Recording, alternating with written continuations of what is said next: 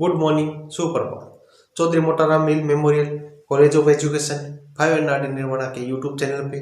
आप सभी का स्वागत है। आज अपनी कक्षा बीएड सेकेंड ईयर का जो अपना सब्जेक्ट है अधिगम के लिए आकलन, आज का जो अपना टॉपिक है वह है निदानात्मक आकलन के निर्माण एवं निदान की प्रक्रिया। आज अपने इस पर चर्चा करें। पिछली क्लास में अपनी चर्चा हुई थी निदानात्मक आकलन क्या है। जिस प्रकार निदान का अर्थ क्या हुआ था, अपने जाना था कि किसी कोई समस्या है उसके जड़ तक पहुंचने के लिए जो कोशिश की जाती है, जिसके लिए जो आकलन कोई टेस्ट लिया जाए, चाहे कोई परीक्षा करवाई जाए या कोई जांच की जाए, तो वह क्या है, निदानात्मक आकलन है। उसी के द्वारा ही क्या है कि अपने जो समस्या है उसका निदान कर सकते हैं, यानी उसकी तह तक जा सकते हैं और तह तक जाने के बाद में उसके लिए उपचारात्मक शिक्षण प्रदान कर सकते हैं या उसका उपचार कर सकते हैं। इसलिए निदान के बारे में कार्टर गुड ने कहा था कि सीखने संबंधी कठिनाइयां और जो कमियों का जो स्वरूप उन्हें निर्धारित करती हैं वह क्या है, निदान है, और उसी का जो आकलन किया जाता है वह क्या है, निदानात्मक आकलन है। तो आज अपने चर्चा करेंगे निदानात्मक परीक्षण या निदानात्मक आकलन का निर्माण। जिस विषय के निदानात्मक परीक्षण या परीक्षा का निर्माण अपने को करना है, उसके लिए सर्वप्रथम क्या है, यह विश्लेषण किया जाता है कि तथा यह निश्चित किया जाता है कि उसमें मापन के लिए जो योग्यता जो अपने निर्धारित करनी है या उस विषय में जो योग्यता मापन के लिए हमें किन किन मूल प्रत्ययों, सिद्धांतों, नियमों, तथ्यों अथवा मूल प्रक्रियाओं को विशेष महत्व देना है। यानी क्या है कि अपने जो जिस विषय का या जिस क्षेत्र का निदानात्मक आकलन कर रहे हैं उसमें क्या है, उससे संबंधित जो है मूल प्रत्यय है, क्या मूल प्रत्यय जो है, उसके सिद्धांत जो है, सिद्धांत है, मूल प्रत्यय है, सिद्धांत है, नियम है, नियम, तथ्यों जिससे संबंधित जो तथ्य निकल के आ रही है वह है, और मूल उसकी जो मूल प्रक्रिया है, मूल प्रक्रिया है को विशेष महत्व देना होता है। यानी जिस विषय से के लिए अपने करे हैं उसकी जो मुख्य बातें होती है उनको महत्व देना है कि उससे संबंधित जो अपने को क्या पता करना चाहिए था, अपने बालक को क्या सिखाना चाह रहे थे, वह उसको सीख पाया कि नहीं पाया, तो उसका मूल प्रत्यय जान पाया कि नहीं पाया, कोई सिद्धांत बताए तो सिद्धांतों तक पहुंच पाया कि नहीं पहुंचा, उसके जो नियम है उनको जानता ही नहीं जानता, उसके संबंधित जो तथ्य हैं उनको वह पहचानता है क्या, उसकी मूल प्रक्रिया क्या थी, इसके बारे में उसे ज्ञान हुआ कि नहीं हुआ, इन सब का जो निदानात्मक आकलन पे अपने क्या सर्वप्रथम महत्व देते हैं। उसके बाद में क्या है, विद्यार्थी की उन मानसिक योग्यता, तो विद्यार्थी की मानसिक योग्यताएं हैं, जैसे तर्क शक्ति, जैसे उसमें तर्क शक्ति आई है कि नहीं आई है, विचार शक्ति, विचार शक्ति जो है उसका विकास हुआ है कि नहीं हुआ है, और संबंध स्थापना कर सकता है कि नहीं कर सकता है, एक ज्ञान ग्रहण किया है उस ज्ञान से संबंधित जो दूसरा ज्ञान है उसके साथ संबंध स्थापित करके उसको जान सकता है कि नहीं जान सकता है। इन सभी का क्या है, इनका विश्लेषण करना के लिए अपने क्या है, निदानात्मक आकलन का निर्माण करते हैं जो उपरोक्त विषय वस्तु से सीधा जुड़ी हो, यानी जो तथ्य है, जो विषय लिया था अपने उससे सीधा संबंधित उसका जुड़ा हुआ होना चाहिए, तथा उस विषय से संबंधित मानसिक प्रक्रिया, मानसिक क्रिया उसमें विकसित हो रही है कि नहीं हो रही है का विश्लेषण करना आता है। तीसरे नंबर पे क्या है कि जो मूल प्रत्यय मूल प्रत्यय या सिद्धांत या नियम जो थे इनसे संबंधित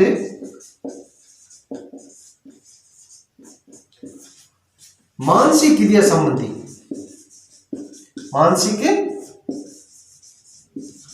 संबंधी प्रश्न बनाए जाते हैं। क्रिया संबंधी प्रश्न निर्माण करना क्या होता है, निदानात्मक जो आकलन है उसके निर्माण की प्रक्रिया में आते हैं। इसमें क्या है, प्रश्नों का जो प्रकार होता है, प्रकार जो होता है वह क्या होता है, सरल प्रकार के होते हैं, कोमा सरल से कठिन होते हैं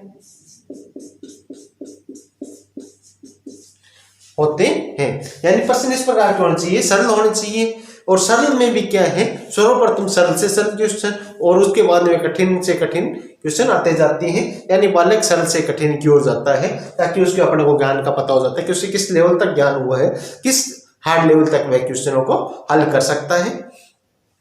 इसके बारे में हमें पता लगा लेते हैं या अनुमान लगा देते हैं। सबसे अधिक कठिनता स्तर के प्रश्न जब हल कर लेते हैं उसके आधार पर अपने तय कर सकते हैं कि इसका जो लेवल है वह यह है और इस लेवल के अपने को क्वेश्चन तैयार किए हैं और आगे उसको निदानात्मक या उपचार जो कि परीक्षण था अपना सफल रहा है और अब इसे उपचारात्मक शिक्षण की जरूरत है। निदानात्मक परीक्षण व्यक्ति केंद्रित होता है। यह क्या होता है, अब इसकी जो विशेषताएं आती है इसमें क्या होता है, यह निदानात्मक परीक्षण क्या होता है,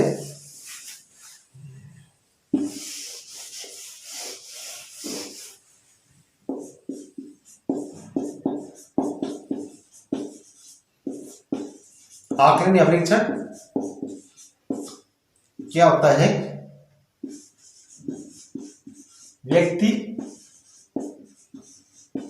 केंद्रित व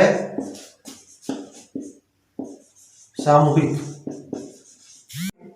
दोनों प्रकार के होते हैं। प्रथम के में क्या होता है, इसमें जो बालक की व्यक्तिगत जो कमजोरियां होती है उन्हें जानने का प्रयास किया जाता है, उनको ध्यान में रख करके जो परीक्षण बनाया जाता है। जबकि दूसरे में क्या होता है, इसमें क्या होता है, सामूहिक क्लास की जो कमजोरियां हैं को ध्यान में रख करके इस टेस्ट का निर्माण किया जाता है। सामूहिक जो त्रुटियां आ रही है उनको ध्यान में रख करके इसके परीक्षण के जो पद हैं उनका चयन किया जाता है। परीक्षण पदों के निर्माण हेतु छात्रों द्वारा की जाने वाली सामान्य विशिष्ट त्रुटियों को एकत्रित किया जाता है, यानी बालक जो सामान्य त्रुटियां कर रहा है या जो विशिष्ट त्रुटियां कर रहा है, गलतियां कर रहा है, उनको ध्यान में रख करके परीक्षण बनाया जाता है और इनका बारीकी से अध्ययन किया जाता है। और इसके बाद में जो परीक्षण के पद या प्रश्नों को निर्माण किया जाता है। इन परीक्षाओं में अंकों का जो विश्लेषण होता है वह सामूहिक और व्यक्तिगत त्रुटियों के शीर्षक के अंतर्गत किया जाता है तथा दोनों प्रकार की त्रुटियों के निवारण हेतु अलग अलग उपचारात्मक शिक्षण प्रदान किया जाता है, अलग अलग शिक्षण की व्यवस्था की जाती है। यानी क्या है कि जो व्यक्तिगत जो आया है तो उसने क्या है, उसे क्या है, व्यक्तिगत रूप से ही उसे शिक्षण प्रदान किया जाता है और जो सामूहिक गलतियां आ रही है पूरी क्लास की आ रही है उन्हें क्या है, सामूहिक रूप से सभी को एक साथ में उपचारात्मक शिक्षण प्रदान कर दिया जाता है। तो ये थे निदानात्मक आकलन के निर्माण के सोपान कह लें या निर्माण के पद कह लें, जिसमें क्या होता है कि जो मूल प्रत्यय या जो जिस विषय से संबंधित की जो विशेष विशेष है उससे संबंधित मूल प्रत्यय, सिद्धांत, निर्माण के जो नियम है उससे संबंधित जो तथ्य हैं उन सबको महत्व दिया जाता है। फिर क्या है कि बालक के अंदर जो तर्क शक्ति है, विचार करने की शक्ति है, उसकी मानसिक क्रियाएं हैं, उनके आधार पर उनको महत्व दिया जाता है। और तीसरा स्टेप क्या होता है कि उन सभी के आधार पर क्या है कि जो प्रश्न जो बनाए जाते हैं वह किस प्रकार के होते हैं, सरल प्रकार के और सरल से कठिन की ओर होते हैं। इसके आधार पर क्या होता है निदानात्मक आकलन का निर्माण किया जाता है। हम अपनी चर्चा करेंगे निदान की जो है प्रक्रिया। निदान प्रक्रिया यानी कोई बालक था जिसका निदानात्मक या कोई कक्षा थी जिसका निदानात्मक परीक्षण किया गया। निदानात्मक परीक्षण करने के बाद में जो शैक्षिक निदान की जो प्रक्रिया होती है उसके लिए कौन कौन से सोपान अपनानी है अपने को। परीक्षण निर्माण कर लिया, परीक्षण निर्माण करने के बाद में जो समस्या आई उस समस्या के समाधान जो भी तो करना है, तभी तो उसका अपने को महत्व मिलेगा कि उस निदान परीक्षण जो अपने किया था। तो उसके लिए क्या, सर्वप्रथम निदान के लिए जो छात्र थे, जिन छात्रों को समस्या आई उस छात्रों का चयन करना, यानी निदानात्मक परीक्षण किया गया, उसके आधार पर छात्रों का चयन किया गया। इसके अंदर कमजोर जो होते हैं वह छात्र, असमायोजित छात्र, असफल, फेल होने वाले भी होते हैं ना, वो कम उपलब्धि वाले,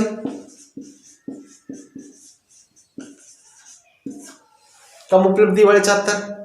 जो कम उपलब्धि वाले छात्र हैं उनका चयन किया जाता है और जिन्हें निदान की आवश्यकता होती है। ऐसे छात्रों का चयन करके टीचर क्या करता है, अपने अनुभव के आधार पर विद्यालय में हुई विभिन्न परीक्षा फल तथा साक्षात्कार और बुद्धि परीक्षण जो करवाए थे उनका भी इसमें सहयोग लिया जाता है, जिसके आधार पर क्या है कि इन छात्रों का चयन किया जाता है। फिर क्या है, छात्रों की जो कठिनाई स्तर है, छात्रों की जो कठिनाई स्तर है उनका पता लगाना। इसमें क्या होता है कि छात्रों की जो कठिनाई स्तर है उसे सीखने संबंधी जो कठिनाइयां आ रही है उनका पता लगाने की कोशिश की जाती है। सीखने में बालक को जो कठिनाई आई है उसके लिए जांच के लिए जो निदानात्मक या डायग्नोस्टिक जो हमने टेस्ट किया था तथा उपलब्धि परीक्षण था, जिसके अंतर्गत क्या है, कहने अपने निदानिक व उपलब्धि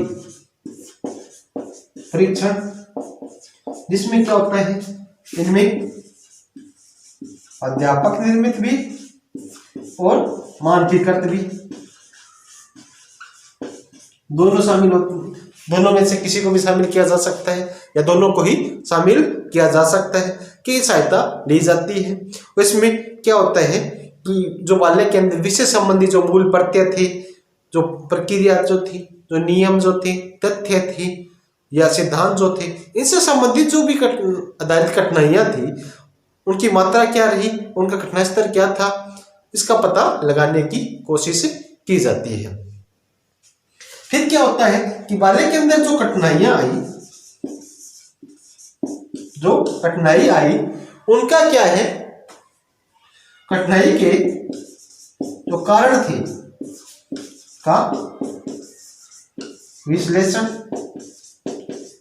कठिनाई के कारणों का विश्लेषण किया जाता है। अध्यापक अपने तथा पूछताछ के द्वारा विद्यालय कारणों, व्यक्तिगत कारणों, पारिवारिक कारण जो होते हैं इन सभी का अनुमान लगाता है तथा साक्षात्कार द्वारा पता करने की कोशिश करता है कि बालक जो है विद्यालय में पढ़ नहीं पा रहे तो क्यों नहीं पढ़ पा रहे, ऐसा मौजूद है तो क्यों है, किस कारण है,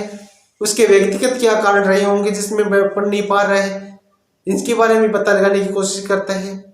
और उसे कोई बीमारी तो नहीं है, कोई कमजोरी तो नहीं है उसके अंदर, उसका भी पता लगाने की जो व्यक्तिगत कारण होते हैं उसमें इनकी पता लगाने की वह कोशिश करता है। तथा परिवार में उसका माहौल कैसे, पढ़ने का माहौल है कि नहीं है, पारिवारिक स्थिति उसकी कैसी है, उसको घर पे कोई काम धंधे तो नहीं करने पड़ते, इससे संबंधित भी जो पारिवारिक कारण जो होते हैं उनका पता लगाने की भी कोशिश करता है। तो इसके लिए वह अपना अनुमान है, चाहे साक्षात्कार है, बालक से बात करके, किसी और से पूछ करके वह इसके बारे में पता लगाने की कोशिश करता है। फिर क्या करता है इसके लिए वह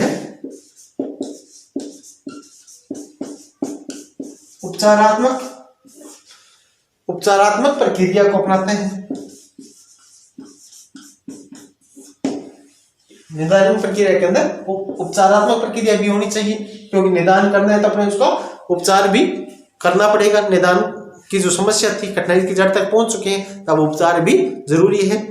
तो छात्रों की कमजोरी का निदान होने पर उसे दूर करने का जो उपाय अपनाए जाते हैं तथा उपचारात्मक शिक्षण की प्रक्रिया या उपचारात्मक जो कार्यक्रम है उनका आयोजन किया जाता है, जिसके लिए चाहे उसे एक्स्ट्रा क्लास में पढ़ाना पड़े, चाहे उसे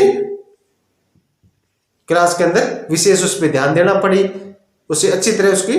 समझाना पड़े उस बात को बार बार कि उसको जो समस्या आ रही है उसका समाधान उसकी करने की कोशिश की जाती है, ताकि बालक क्या है कि सामान्य स्थिति में आ सके। फिर क्या होता है कि लास्ट में क्या होता है, जो त्रुटियां होती है उनका समाधान किया जाता है। निदानात्मक प्रक्रिया का अंतिम जो सोपान होता है उसमें क्या है कि त्रुटियों का रोकथाम या उनका समाधान किया जाता है। छात्र विषय संबंधी जो गलतियां कर रहे हैं वह विषय में नए करें, इसके प्रयास टीचर के द्वारा किए जाते हैं। इसके लिए बहुमुखी योजना तैयार की जाती है। अगर टीचर उसे अच्छी तरह से टीचर की बात से समझ में नहीं आ रही है तो टीचर क्या ये कोशिश करता है कि उसे अच्छी तरह से अपनी बात समझा सके तथा उसके लिए अच्छी से अच्छी योजना का निर्माण कर सके, बहुमुखी योजना बना सके, जिससे क्या है कि ऐसा ना हो कि होशियार बच्चों के लिए हो, सभी बच्चों के लिए उसकी योजना कारगर सिद्ध हो। इस प्रकार की योजना का वह निर्माण करता है, जिससे बालक को सीखने में अच्छा से अच्छा वातावरण मिल सके। वह कमजोर बालक को भी ऐसा माहौल दिया जाता है कि वह भी रुचि लेकर के पढ़ना शुरू कर सके, और उससे संबंधित जो प्रगति जो टेस्ट है, प्रोग्रेसिव जो टेस्ट है उनको बनाकर उसके लिए तैयार करके और उसके वो टेस्ट ले करके क्या होता है कि यह देखना पड़ता है कि बालक अधिक सूक्ष्म विषयों को सीखने को तैयार हुआ कि नहीं हुआ, जो बालक में जो कमजोरियां थी वो दूर हुई है कि नहीं हुई, वह सीखने के लिए तैयार हुआ है कि नहीं हुआ, यह सब देखने का भी इसमें प्रयास किया जाता है। और बालक की प्रगति कितनी हुई कि नहीं हुई, इसके लिए जो टेस्ट लिया जाता है वह निदान की प्रक्रिया क्या है अंतिम सोपान होता है। और ये परीक्षाएं बालक के सीखने की जो निरंतरता की भविष्यवाणी में करती है कि बालक अब आगे सीखने लग गया है, आगे अच्छा से अच्छा सीख पाएगा। इसके लिए अपने उससे संबंधित भविष्यवाणी कर सकते हैं। तो ये थे कि प्रक्रियाएं। एक बार पुनः देखिए, इसमें क्या निदान की प्रक्रिया में छात्रों को चयन किया जाता है, यानी जो कमजोर है, असमयोजित है, असफल और कम उपलब्धि वाले हैं, छात्रों की